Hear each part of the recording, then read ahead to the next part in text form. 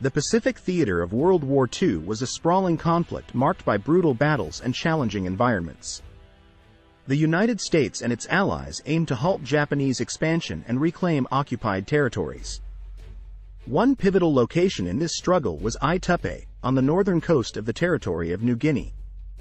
Aitape, situated about 125 miles southeast of Hollandia, was occupied by the Japanese in December 1942.